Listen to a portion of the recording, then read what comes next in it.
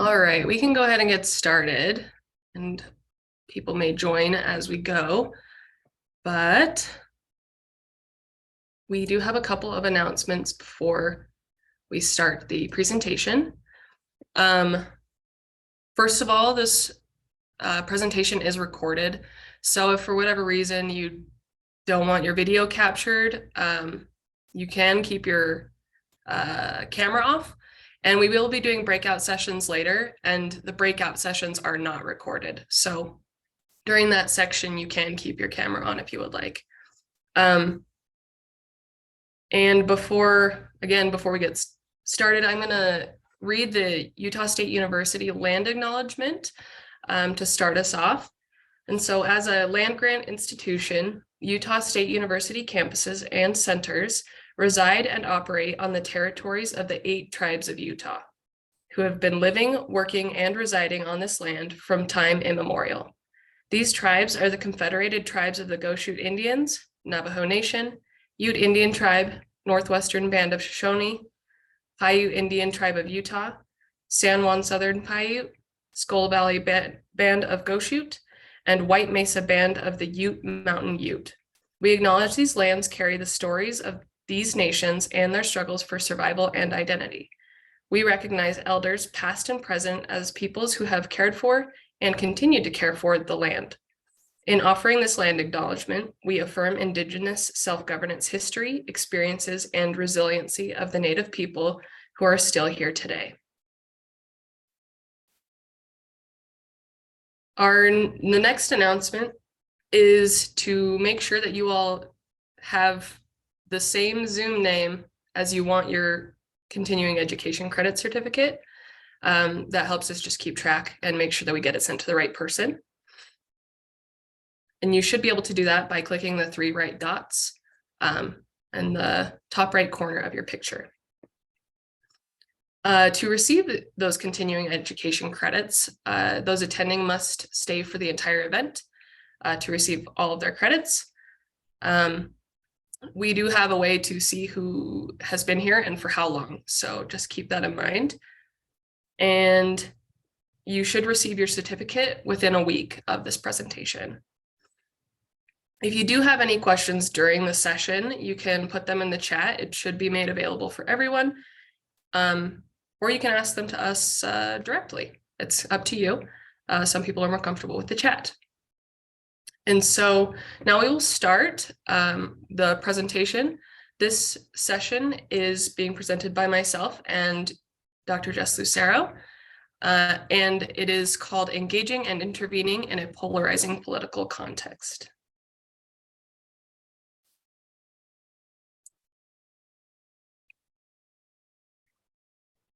Right. Awesome. Thanks. Thanks, Teresa. And hello, everyone. It's good to see so many familiar names from our programs and from our AFIs. As Teresa said, I'm Jess Lucero for a couple of folks that I don't think that I've had the pleasure of meeting. Today, we're going to focus on a few learning goals together. So we're hoping that after you leave the session, you'll be better able to contextualize political issues by grounding yourselves in social work ethics and competencies. And we're also hoping that participants here will learn some strategies to engage with polarizing political issues and at all levels of practice, and then also learn some action steps to better engage with political systems at both local and at state levels. So we can go ahead and kick off with an ethical framework for our discussion today. So the Code of Ethics in Section 6 talks about responsibilities to the broader society. And I've called out a few of those sub points here within the code substandards. You can, if you want to go and look further in detail at these 3 areas, you can. One that I left off of this discussion under this standard is public emergencies. But if we think about social welfare in the framework of our responsibilities to the broader society, our code suggests that we should be, as social workers, promoting the general welfare of society across all system levels, that we should be thinking about the development of people, their communities, their environments. We should be advocating for living conditions that are conducive to the fulfillment of those basic human needs, and promoting the social and economic, political and cultural kind of values and institutions that are compatible with realizing social justice across those domains. In substandard 6.02, we're talking about public participation, where social workers should facilitate informed participation by the public. The informed piece, I think, is really important there. And they should facilitate that participation to help shape social policies and institutions. And under social and political action, that's that substandard gets quite in depth. If you're there at that page, social workers should engage in social and political action that is seeking to ensure that people have equal access. All people have equal access to resources, to employment, to services, opportunities that are going to help meet their basic human needs and develop fully and healthfully across their lifespan. Social workers should also be aware of the impact of the political arena on practice, and should advocate for changes in policy and legislation to improve those conditions and to promote social justice.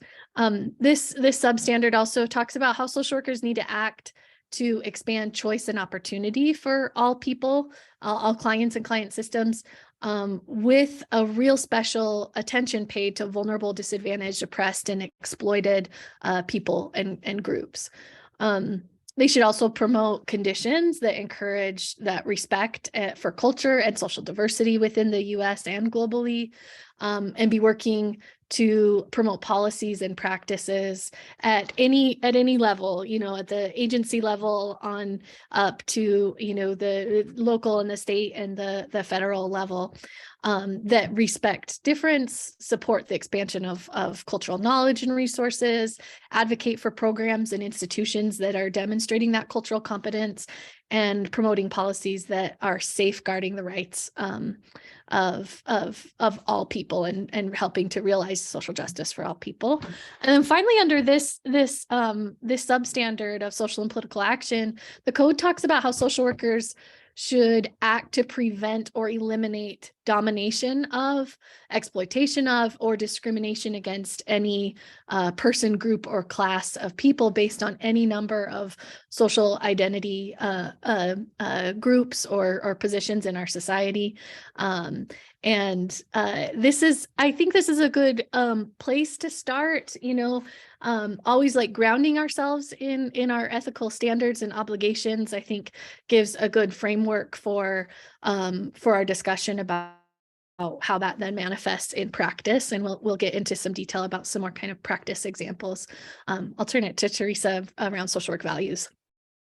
Yeah, so to kind of build off of what Jess was describing, while grounding in our ethics is vitally important, taking perspective on these issues with our values is also a vital part of engaging these divisive topics or the difficult things that we come against as social workers. And so the 6 values of service, dignity and worth of a person, integrity, social justice, importance of human relationship, and competence should be framing how we're approaching issues, how we are engaging, whether it be at a micro level, our clients, or at a macro level with any organizations that we are administrators within or that we are engaging with, to, again, just build that professional understanding of what that should look like. And so as we get towards service, acknowledging that everything that we are providing for individuals on a micro level is a political issue. So if we are helping them address housing stability, that's a political issue. If we are helping them address and serving them in the capacity of as a therapist, that is also a political issue, with whether that be their own politic understanding or how they're engaging with the systems outside of the therapeutic relationship. Social justice seems to be a pretty clear one within politics in many regards, of we're addressing these social challenges and advocating for those in our spheres, but also recognizing the dignity and worth of a person.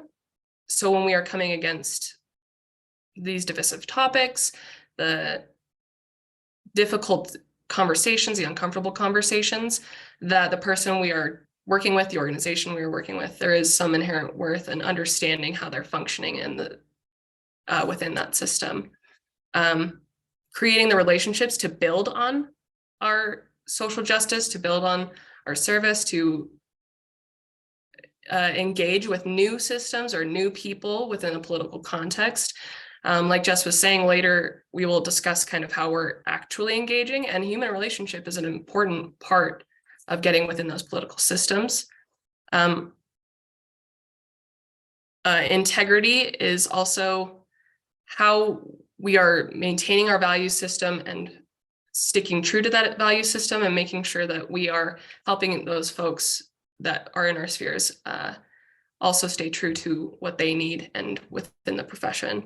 And then being competent. So going forward, learning, having humility within what we're doing, and gaining the trust and understanding of those that we're helping and working with. Okay, so I want to shift gears a little bit and just share a little bit of context for when we're thinking about like a polarized political climate. There's a study that's been done since the 1970s on an ongoing basis using kind of the same measure of measuring negative feelings about another political party that's not your own, and that's measured on a scale of 1 to 100. And since 1970, we've seen an increase every decade of 4.8% or 4.8 points on that scale. Where the increase then over time has been pretty drastic in just 5 decades, where that polarity has really increased across or in between political parties in the United States. These are global trends, and research shows that this is happening globally. They're more pronounced in North America and specifically within the United States. So just kind of a frame of reference that there's good measures out there that show like that increasing polarity, and that it being kind of this having some more pronounced impacts here in our state and in our country. And then there's another longitudinal data point this is coming from the Gallup poll. Pew Research also does some polling on this. These are good, like nationally representative samples, but there's the most recent data that was published on this poll was in 2022, and it showed that the faith or confidence in U.S. institutions, major U.S. institutions, is at an absolute all-time low, and it's been like exponentially decreasing over time across the decades that this survey has been delivered. And when we're talking about, as an example, this poll shows that only 7% of the U.S. population is confident in the United States Congress. And there's different ranges you can see. I've linked you to a QR code if you want to look a little bit more at those confidence levels across institutions, but major institutions, religious institutions, the Supreme Court, public education declines in confidence and faith in every one of those institutions over time. And so what we have, and like the kind of place or space moment in time that we're in, is this increasing political polarity and this decreasing confidence in institutions.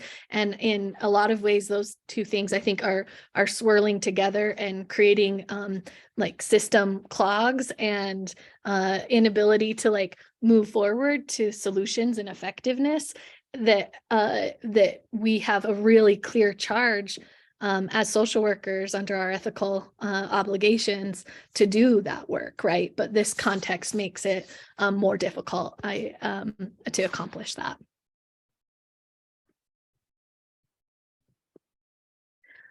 This hopefully looks familiar to some of you.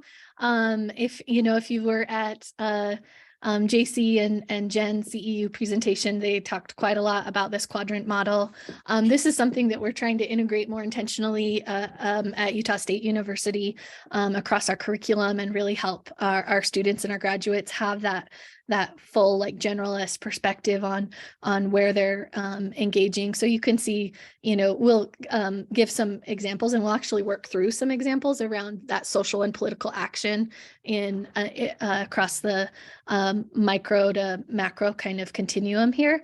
But this just gives us a frame of reference, I think, to think about what work we're doing, what sphere it falls in, and an understanding that there's a continuum there, both across like individuals when we're working on behalf of the concerns of an individual versus on behalf of an entire category of people.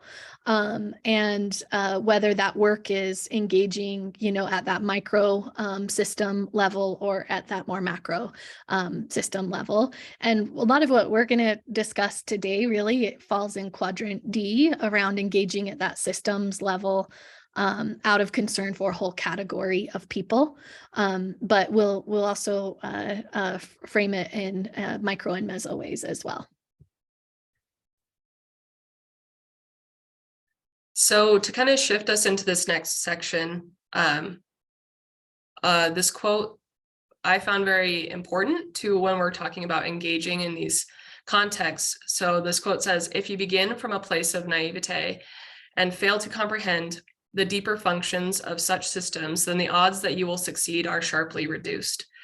And this is an important aspect of engaging these difficult topics and these divisive topics, because if you are unable to connect with those systems, understand them on a deeper level to how they're impacting people, or even how they're not doing what they were supposed to, so not impacting people how they were intended, as working at that macro level, it just will become ineffective, and you won't be able to make and see changes for your clients at the micro level, your organizations at the meso level, and then the policy level of the macro. And so as we discuss this, all of us are working in different fields, but understanding the systems that we are navigating and working within will be imperative to understanding how we can engage the divisive and difficult issues in politics. And so we will transition now into some of our case examples. And as part of this, we will read the examples to you all, but we'll then break you up into breakout groups so that you all can discuss within your group how you would address these issues, and kind of where you would see yourself placed in the issue. So we have 3 examples, one at the micro, one at the meso, and one at the macro. And Jess will be assigning groups so that we have a variety of topics when we all come back together to discuss the issues at hand. So I will go ahead and read those to you all right now. So the micro case example is that you are a clinical social worker in a public mental health setting. One of your clients, a Latina single mother with 2 children, shares with you in a session that her landlord has given her a notice of non-renewal of lease. She is completely overwhelmed and unsure how she will find a place in her budget in this housing market. She shares with you some of the interactions she had with her landlord over the past 2 years of living in her 4-plex. She was a good tenant who always paid her rent on time, even though her landlord required an additional $50 per month for each of her 2 children. There were several exchanges she had with her landlord that left her uneasy. Most recently, her landlord dropped in while she was hosting a birthday party with her 8-year-old. He reprimanded her for having too many guests in her unit and said, "You people don't know how to keep the noise down." Your client's first priority is staying stably housed. Because you're a social worker, you help her with some grounding skills she can access to manage stress, and you help her develop a feasible plan to locate housing, including sharing some housing leads and referrals.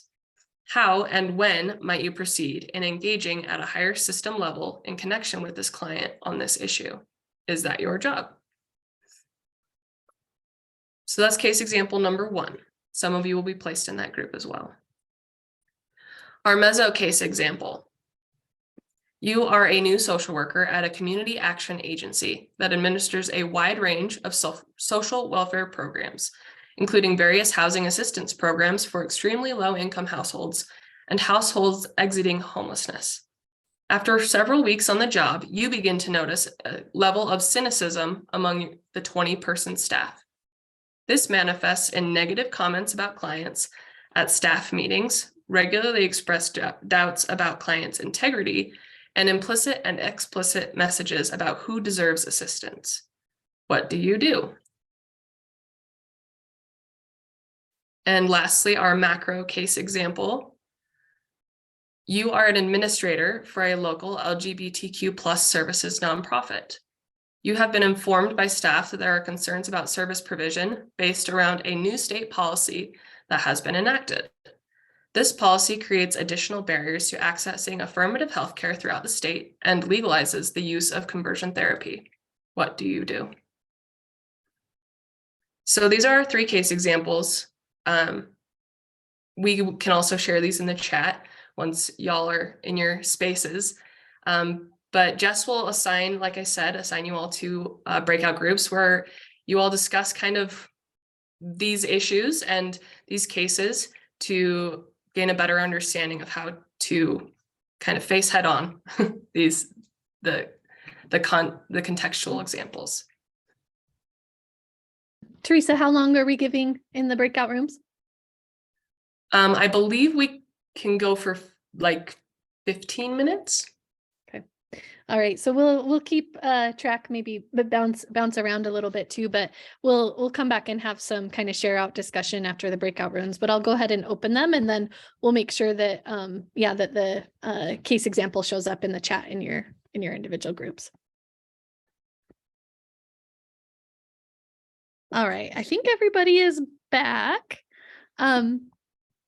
I hope you had some good conversation around this. So we had 2 groups that had the micro case example, and I wonder if we can just ask for some share outs about themes in the conversation, or ideas that you discussed, maybe issues that you kind of grappled with in conceptualizing what your role is with this client and this issue and this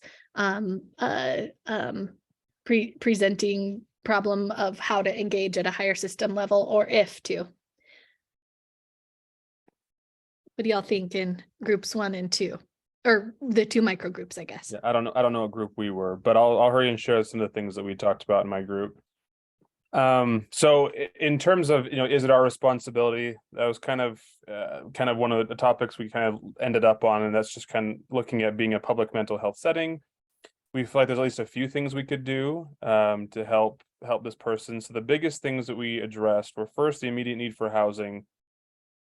And, obviously that's hard right now. We talked about wait lists for like government assisted housing, or just finding a place in general. And so just trying to first look at that immediate system of family or religion or community that might have options to help out. Kind of more on just like a small group level, see if we can get some immediate help for her. And then kind of going to a higher system, and I'll just condense this one. I can't remember, this is from your class, Jess. We couldn't remember if it was 4 or more units or less than 4 or 4 or less. But potential of maybe some discrimination here, illegal charging for paying for a family type, having kids in the family and being able to charge $50 per month for children. So, kind of going up, it'd be a pretty, at least easy start to say, hey, we could file a complaint with HUD, and they have Spanish applications on there. There's like that you can't retaliate, the landlord can't.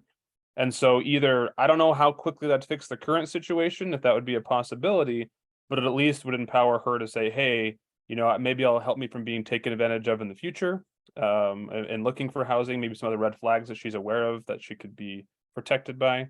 And so none of us had really been through that process enough to know how that looks, but it was just something we talked about being a potential option to help currently and in the future. Yeah, That's what we great. mostly talked about. But. Yeah, Parker, it sounds like a lot of discussion about kind of that problem solving framework of like, okay, what are first steps and next steps here, and like what's the priority, and clearly like the housing piece is really important. And so even, you're in a clinical context, but with that social work framework, you're thinking of helping at that level, even in that context, right? And that's not like, oh, that's outside of my purview fully, or you're thinking, what kind of discussion did you have some discussion around like, oh, we're clinical social workers here? Yeah, so that was kind of what we were wrapping up towards. We talked about the different roles a social worker plays, types of advocacy or brokering, the different things that we might do in that. I think of it personally, and again, if I was at a public mental health setting, I guess that means something more like Bear Mental Health, or you would have access to a few of those. So it might not feel like it was under my area of expertise as a clinical social worker, but I'll at least see if we can get in touch with someone in the clinic, maybe one of the social workers, or maybe a referral with Bragg or things like that. Just for me, ethically, because they would know more about it than I do. But some of those, at least, rights are pretty known, I think, by a clinical social worker, and you'd be able to help on that front. Sure. Yeah. So thinking about your ability to broker and connect and refer there in that situation, but then sounds like some discussion in your group too about, all right, well, it sounds like maybe some housing discrimination happening here based on like family status, possibly also based on race, ethnicity. What did the other micro group discuss around this? One of the things we talked about was the landlord violated the renter's rights, because landlords aren't allowed to just drop in. They have to give a 24-hour notice. So we talked about like advocating, maybe having her advocate for herself, if that would buy her more time there. We agreed that she probably doesn't want to rent from this guy long term, but like if when she has no place to go, we could like, look into like, well, he broke the law on the extra rent and this other thing. And so I wonder if like kind of like saying like, hey, like we know that you're doing this, would buy time for her to find a better fit, having her advocate for herself on him breaking the law on those fronts. Yeah, thanks, Sam. Where does it make sense, or did your group get into like in that engagement and intervention kind of process or timeline? Like you've got a client who's like, my lease isn't being renewed. I don't think the example says this, but we can assume that it's the next month or something. So there's a window of time there. And do you think there's an order of operations, or how best do you meet both like those immediate kind of needs and concerns, worries, and then engage the client in a more like empowering process of social action or political action around this issue? Did you all talk about that kind of the timing piece here? Yeah, we agree. Go ahead, Parker. Oh, we agreed like first like looking at her, like making sure she has housing. And so we planned like a multi-level, like first make an application for Bragg, so we're on the wait list, then like look into her support system to see their options there. And then also see if we can buy more time by advocating and be like, hey, like this is illegal behavior. Just kind of that was, I think, the way we prioritize it, just to make sure we have housing first and foremost. Yeah, cool. Thanks for sharing that group. I'll say, this is a real client scenario that I encountered, and the way that this situation resolved is the client was able to find housing elsewhere, but then decided that they had the bandwidth engage that process of filing a complaint within the Labor Commission, which is where the Division of Fair Housing kind of falls under in the state. And there were sanctions against this landlord.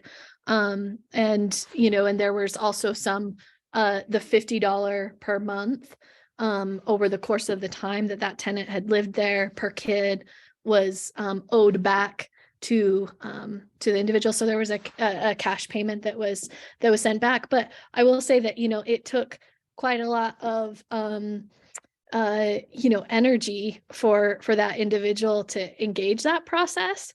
And that's something, just to like be mindful of. And it's a really unfortunate truth, right? That like the groups that are marginalized and kind of on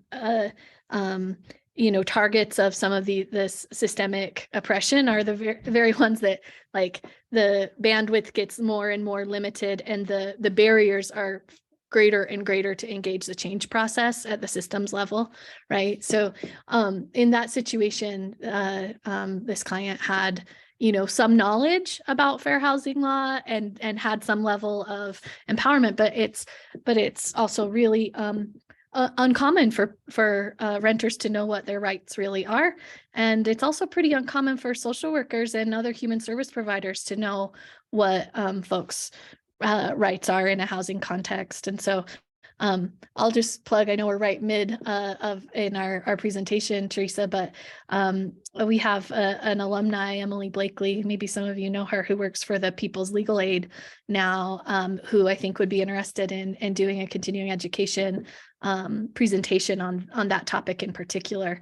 So many of the vulnerable clients that we serve are dealing with housing challenges. So we'll put a pin in that idea and revisit that. Let's move on to the Mezzo one. I think there was just one or two groups. Felicia and Steve, I think you were in this one. Is there anything that you'd want to share out with the group about this example? Yeah, I can go first. I'll take the lead, but then Steve, you fill in all the gaps that I'm sure I'll have.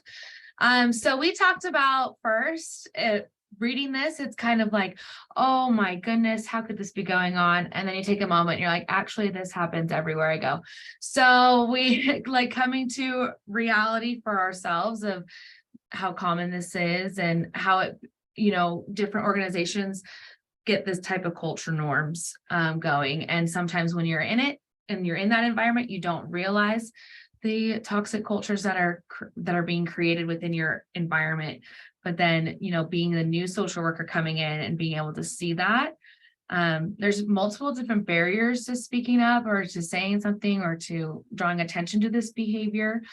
And so we talked about kind of taking a minute to get a vibe of the culture and see like who are kind of your allies and maybe like wanting to change the culture, who is kind of spearheading these like negative comments about clients and this negative culture. And then just taking time to build relationships. I've found like in my work during sexual violence prevention here on campus, relationships are so important when it comes to having challenging conversations about our behaviors and our words and actions. And so if they know it's coming, if I'm approaching them with something and they know it's coming from me and they know me and that I'm coming from a good place, it generally goes over better. And so taking time to build those relationships. And then I talked about my motto here in my work now is respectfully challenging. And we talked a little bit about how respect can look different for everybody, but ultimately what I mean by that is like validating that like this has been the culture here and this has been kind of what's been accepted, and you all feel this way for a lot of valid reasons, I'm sure, but also is it the environment we want to be creating, and kind of asking challenging questions to challenge the culture that's going on and try and do better. So I don't know, Steve, what did I miss? Nailed it. Yay. Awesome. Yeah, thanks for sharing about this one. I think I connected to a few things that you were saying, Felicia. One is like the insidiousness of this kind of culture creep that can happen, right? Like, and you might not even recognize it. And so clearly, like, this is a new social worker, so new into the system, and seeing some things that are alarming. Maybe some of us have been in this situation as that newbie.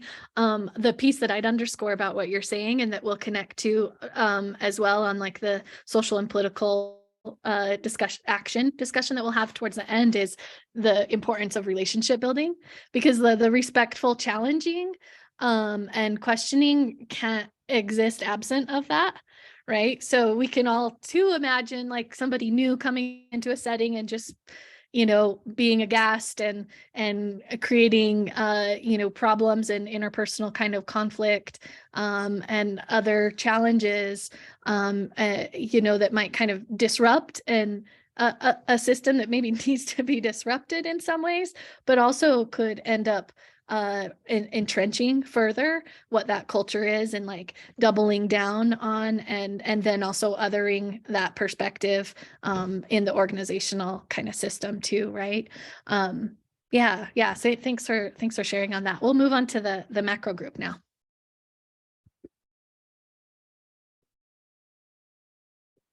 Yeah, and there were 2 macro groups. So either of you can start with sharing. CJ and I were in a group, and we talked about how, like, in the short term, figuring out resources for people who might be affected by this would probably be the first step, in that, like, if there are people who are currently accessing affirmative health care, like, how can we assist them to continue that? Like, are there, kind of like the type of like safe harbor states or areas around that we can make referrals to or connect them to help them continue some of that care. And then kind of in the long term might be like, kind of moving forward with some traditional lobbying to try to see if some of this can change.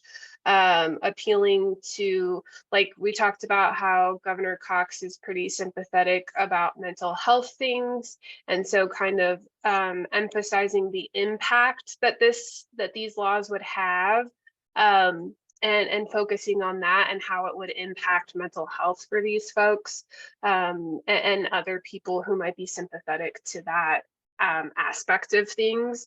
Also by like getting people involved, like who are participating in services of the nonprofit. Like, can we do a letter writing campaign? Can we post videos on social media? Can we do a rally at the Capitol, or things like that? And then kind of long term, like we talked about with the micro case, might be pairing up with other organizations to appeal to the courts and seeing if we could file some sort of lawsuit, especially in reference to like the legalization of conversion therapy. So CJ pointed out, there's a lot of strong evidence for the harms of that. And so trying to work on that. So those are our main points. Great, thank you for sharing that. I think you really highlighted like the broad aspect of approaches you could take with this, like addressing some immediate needs versus long-term care needs, and making change. But what did the other group have as some of their key points?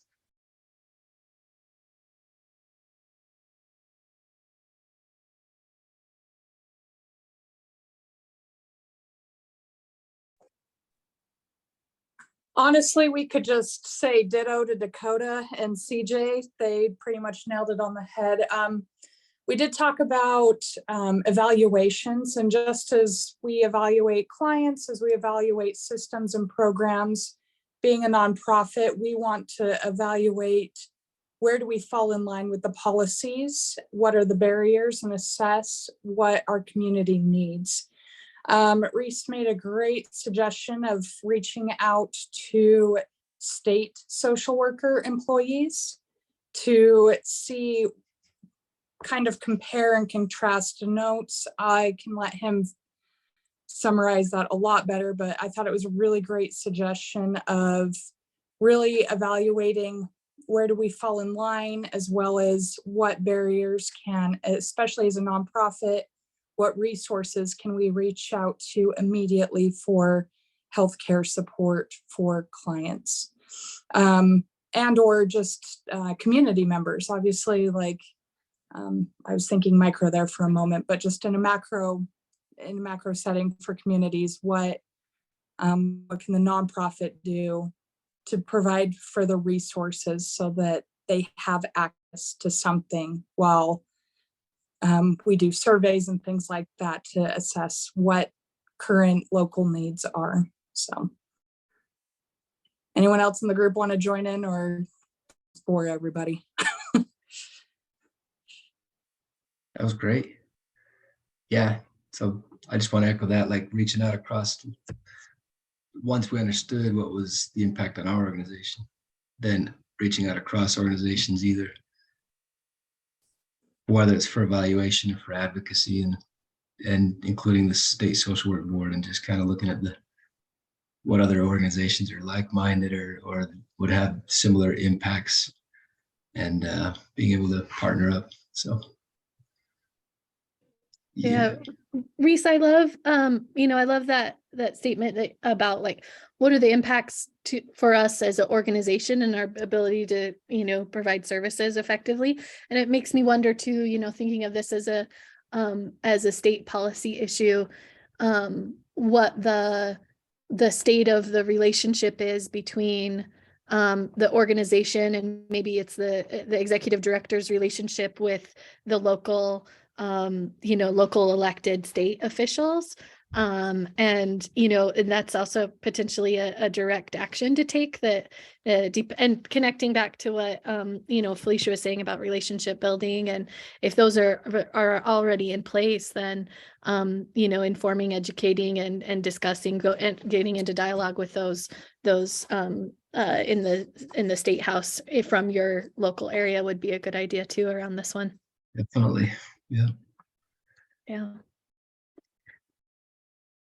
Yeah, I think both of the groups really grasped like the broader perspective that an administrator can take in addressing some of like these organizational issues to help create change again at that macro level, and while they know that these policies will impact the individual, but how they can build organizational capacity by partnering with other people, by contacting their state officials, and building up this network of people that are willing to advocate on a different level.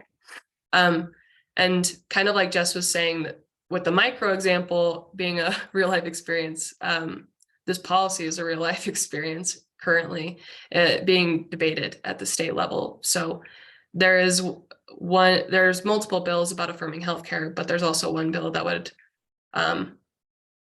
it's kind of legalizing the use of conversion therapy on a very specific level. So just keeping that in mind as you go through whatever your level of practice is, that's also a current example. Are there any other thoughts from group to group? So as we've discussed each of these case examples, are there any additional thoughts from people about the example they weren't part of before we move on? I'd say, Teresa, for me, like there's some threadedness around like all of these clearly connect to like the ethical obligations to broader society, I think, that we started out with, right? But each of these issues is also prickly and politically charged in ways as well, right? And so I think maybe just like underscoring that like professional framework that we bring to the issue, the ethics and values, and understanding that in some of those like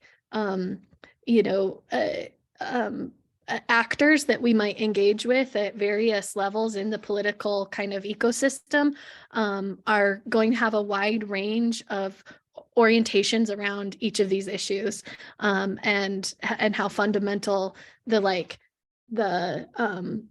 it is to kind of stay grounded in what our professional obligations are and our professional perspectives are, as well as like how do we find the commonalities and the common ground to try to move action forward, especially maybe in a policy climate that isn't prone to being as supportive of some of these issues, or at least in some areas. That's not true, of course, in everyone, but that's my thought of kind of those threads throughout.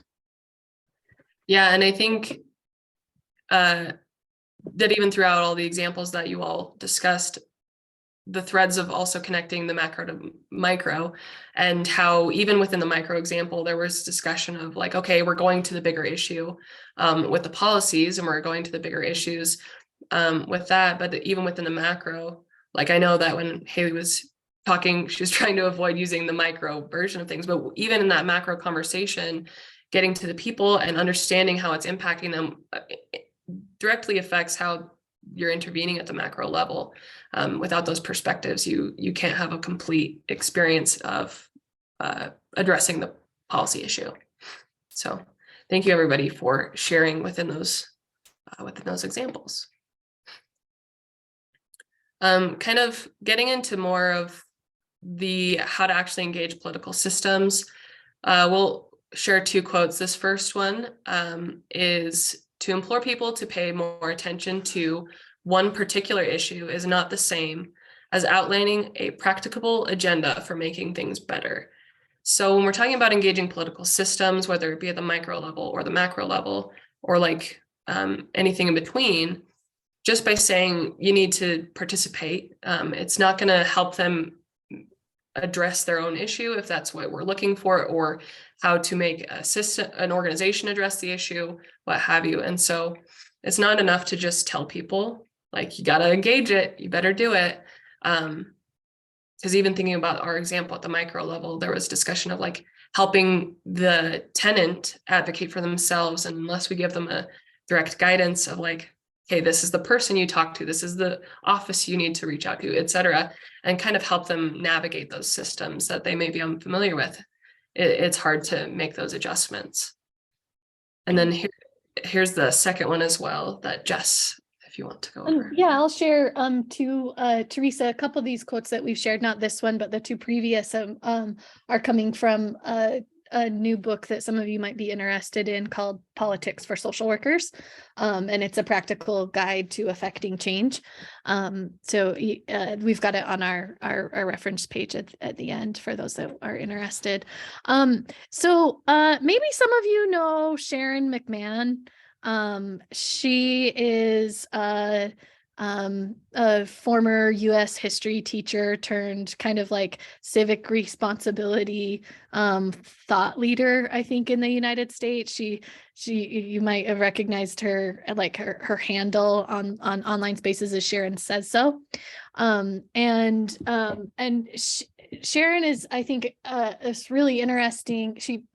She offers a lot of really interesting and refreshing perspectives, I think, so going back to that slide about like declining faith in institutions, increasing political polarity. Sharon recently wrote something about, and I just posed the question, do you read to your children?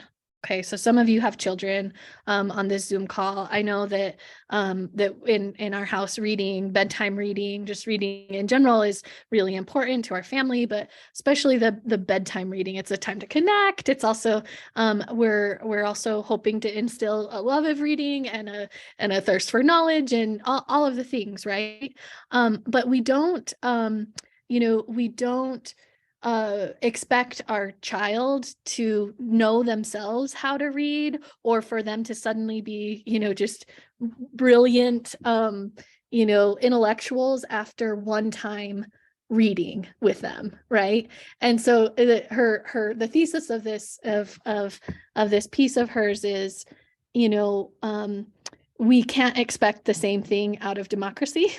Right? We can't expect the same thing, that same outcome. Like if I intervene this one time and it doesn't work, then I throw my hands up in futility and I don't have faith in this institution or in what kind of change is possible, right? So the quote that I share here then is that we really need to abandon this belief that participating in democracy is only worthwhile if there's immediate and radical transformation after we send an email. And that's kind of a more flippant way to say it, right? But I think that it's pretty easy for us to, in this political climate that we're currently navigating as humans on this earth and in our particular country, for us to move to a place of futility more easily. And so, you know, these kinds of regular acts of you know, like ongoing input, like we would reading to a child, or you know, maybe folks who are like daily walkers, they're not expecting for their cardiovascular health to change the very first time you know, that they engage in that behavior. It's more about that sustaining, and it's also about she frames also about self-improvement. And what I would like, the parallel that I would put here to our profession, it's also about like professional growth and investment in our profession's ethical obligations as well, that over time amass into transformational change, but take that kind of sustained and dogged determination over time before we realize those results. You can go to the next slide, Teresa. So there really, I think, are five kind of common like buckets that we'll sort political social work into. It might be that, or, you know, engaging both individuals and communities in political processes, like organizing communities and individuals that we're working alongside of or on behalf of in the political process. It might be that we as the social worker are working to influence like policy agendas and decision making. We also might, as social workers, hold professional and political staff positions as another type of political social work. We might engage with electoral campaigns, and then as a fifth kind of bucket of political social work, we might ourselves seek and hold elected office. This is one that, you know, if you've been in my class, in my community practice class, I always give a big speech on to my students of like how incredible it would be to see some of them holding elected office someday. The social work perspective, I think, is so needed in our political systems and on all sorts of committees that are making really important policy decisions about that impact the day-to-day of the clients that we serve. But the one that I circled here, influencing policy agendas and decision making, I just wanted to unpack and speak just a little bit more about, and maybe have some share outs too from the full group about what has been effective for you all in influencing policy making at a local or state level in particular. And so this is where I'll go back to that point that I think Felicia brought out in the case example around relationship building. And, you know, thinking of a few like local examples, especially around housing and homelessness policy that I've been involved with here in our Bear River area, the importance of having a relationship that's trusting and that is you know, respectful and ongoing, sustained with local elected officials, so that you can be in a position where, you know, something that actually, you know, I learned from Dr. Dye here, thinking about like your bases of power and like what kind of power you have as in the community, that you're building that like ability to affect change, and in some ways like building a base of power that will help advance whatever, you know, that policy agenda is. But the power is really gained I think, through relational kind of connection there, right? The decision makers are ultimately those who are those policy makers, are those folks in elected positions, and that's why it's so critical to get more social workers into elected office. But the strength of the relationship, the trust, the ability to maybe move opinions or suggest alternative kind of pathways or ideas around policies is really impacted by the strength of your relationship and the trust that you have with those folks. And so then what does that look like? I mean, I think, it looks like, in my experience working with local electeds, it looks like consistency and sort of showing up in a consistent way, and offering your kind of services to the conversation. And one thing that I think is important is like the framing of how you're offering your services. And I'm following this legislation. Let me share a little bit about what's going on in our organization or with the client system that I'm serving, or maybe can I, and kind of repeatedly in an ongoing way, positioning yourself as that kind of, as an advocate for the clients that you're serving, but as someone with expert knowledge that can help guide a policy process. So that's one thing that I wanted to share, but I'd open up some discussion about others. I know there's a lot of wisdom on this call about how we can effectively influence that policymaking process at the local and at the state level as social workers.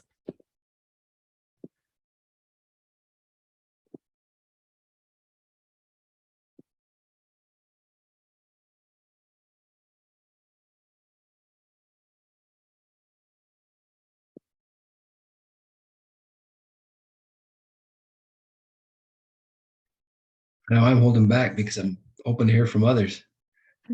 It's like, I don't know what to say. So this is the part I'm after for this. So I'm sure there's people out there with wise thoughts and good insights here that I can learn from. I'll just speak up. I think it's important that you're visible in these political agendas. In other words, you need to be a part of something so that people already kind of know who you are, kind of like back to what you were saying, Jess, about relationship. I remember years ago, and I served as president of the Logan River Golf Association for the ladies a couple of times. And at one point it was pretty political about, about having alcohol at the golf course. And, there's a lot of people that enjoy, their drink and everything, but, because I was heavily involved in the board and everything and knew of all the agendas and things, I was able to speak up at the, at those things and be influential in that place. So I think you have to be visible within the context of what you're trying to influence. You just can't walk into it as an unknown, in other words, is what I'm trying to say. Yeah, I appreciate that, Di. And yeah, that does connect to the relationship building and also that sustained over time and that consistency piece, right? Something else that I'll say, and so that's like really focusing on the relationship building, but I'll pull out a couple of pieces of what Dakota and CJ talked about in your macro example. You were talking like direct lobbying, and you're also talking direct action, right? And understanding like the political climate that you're trying to engage in is really important to then choosing a strategy or an intervention point at that policy level of like, how am is my goal either to just like identifying what your goal is. My goal to just like shed light on this issue, increase public consciousness on this issue, or is my goal to build a bridge and like incrementally shift the needle here? Is it to create an ally, maybe an unexpected ally, right? Just understanding, and I think Dakota and CJ, some of your discussion also seemed to be around that like stakeholder analysis, right? Like assessing like who has power, like what are people's stakes in this issue, and where then, to connect to what Di is saying, like where then do I show up, and where do I make myself present, and how then can I develop and harness more of my influence around this area, right? And that's an over time thing. So to connect a little bit to what Sharon says, so is referring to is, it's not write your local elected official once and then and then be frustrated that the vote didn't go the way that you hoped it would, right? Just know that it's that ongoing kind of sometimes slog of the process that you need to engage in and understand that the length of time and commitment it can take to.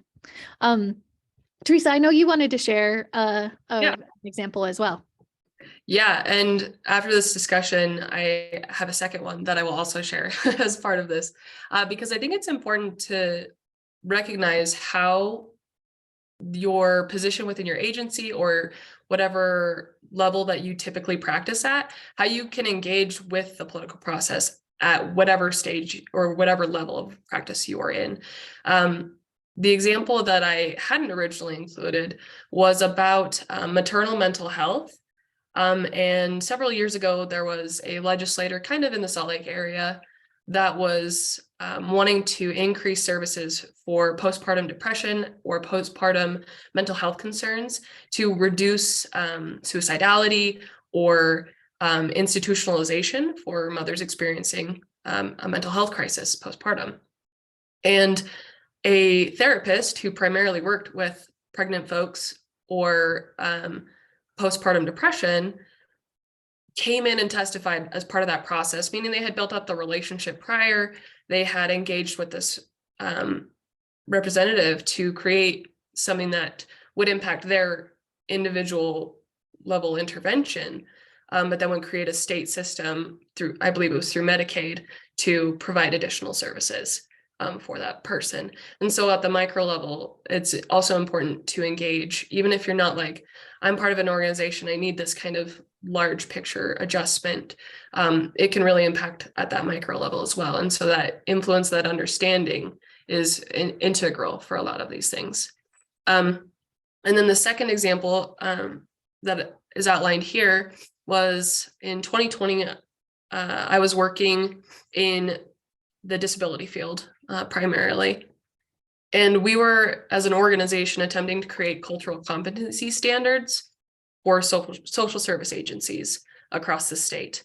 We ended up building a relationship with our local representative, who was at the time Val Potter, so this was in Cache County, who hadn't necessarily come out and was like, I need this disability related legislation to be on my plate, but we had worked with him previously on various things or been a resource for him around disability. And so when we came to him with this idea, this was in particular related to having ASL interpreters and a system for that. But we were able to work with him and he was willing to take that on for us. And so during the whole process, like I said, it was a length of time. It was at least 6 months prior to the general session. I want to say it was like almost a full year. Like as soon as the last general session ended, we were on this process. And then throughout the actual session itself, we were able to go in person and testify and make our justifications as a service provider, as an organization that handles disability rights a lot. And we were able to go and support during that effort. It ended up not passing, which was unfortunate, but it's also just a testament of like, sometimes this process is long and lengthy and it feels like it will go nowhere. And that doesn't mean it can't change over time, but kind of what Jess was getting at is it is an intensive process. Like you have to be engaged and you have to be present. And like Dr. Dye was saying, and you have to be visible. You have to show yourself being part of the organization, part of as an expert and what's happening. And that will lead to other opportunities. And so through some of these processes, you become a face of recognition among other people, and they'll come to you when they also have issues. This works on the local and the state level, but also the federal level, whether you're participating with your federal elected officials, like you can join committees and be part of these other organizations that bring you to the forefront of their thoughts as well. And so like for a portion of my time working in disability specifically, I served on a disability committee for Chris Stewart, who is a Republican representative at the federal level. And anytime that there was an issue related to disability, he would come to this committee that we had, and we were able to at least express what we were doing. Whether or not he took our advice is their decision at that point, but making yourself present as an expert is a big part of that as well. And so that's kind of some of the experiences that I've had, but seeing that spectrum of micro to macro is really important, and how we can all engage at various levels. Teresa, I'd love to just like hit on a point that you made, or maybe a connection to not knowing, I know where some of you all are working right now and what organizations your work is taking place in, and what populations you're serving, and back to that quadrant model, like we may do a majority of our work in one quadrant, right? But see where our work connects to these other quadrants, and in particular D. And if I guess just an idea that I want to present to this group, if this is an area that you hope to engage in more, and as Teresa's talking about, and to connect to Dye about that, like making yourself visible and in a place where you can have influence is something that is of interest to you, exploring with your supervisor or with your agency admin around like what kinds of committees, coalitions, other things can you serve in as part of the work that you do, that the organization could see as moving the mission forward for that organization. So ways that you can carve pieces of your time within the context of your role, so that it's not seen as like an add-on to what your work is, but that very much complements what your work is and the goals of the organization. So just an idea to have some of that conversation around how to fit this work into your very busy days as social workers in your community. So that's all we have for y'all. I know Teresa has a couple of announcements that she wanted to make, but I just want to say really thank you for engaging with us on this topic today, and good conversation. So and thanks for coming. Yeah, thank you all. And Jess and I can hang out on the meeting if you have further questions or clarifications that you want advice on, or anything really. If you want to say hi, we'll be here. But just kind of as our closing announcements, you will receive an email following the session. Hopefully I'll get that out to you all by the end of the day. That will include a feedback survey. That is important. There's also a space for you to include other topics that you might be interested in, that we can seek out some experts in that field and get them to do a presentation for us. So be sure to look for that. Again, and then hopefully early next week, but it might be toward the end of the week, you will receive your certificate if you have received those credits. And we will be hosting more. So keep an eye on the social work, social media, and the Transforming Communities Institute social media. This is like a dual like relationship that we have going on, I guess. We've got this set up so that we can share all of this information with you all. All those come out on social media. There are also, hopefully, Transforming Communities Institute will have a newsletter that you all can sign up for soon that will let you know about this as well. And like I said, if you have further questions, you can stay on, but other than that, we are done for the day. Hi, everybody. Thank you.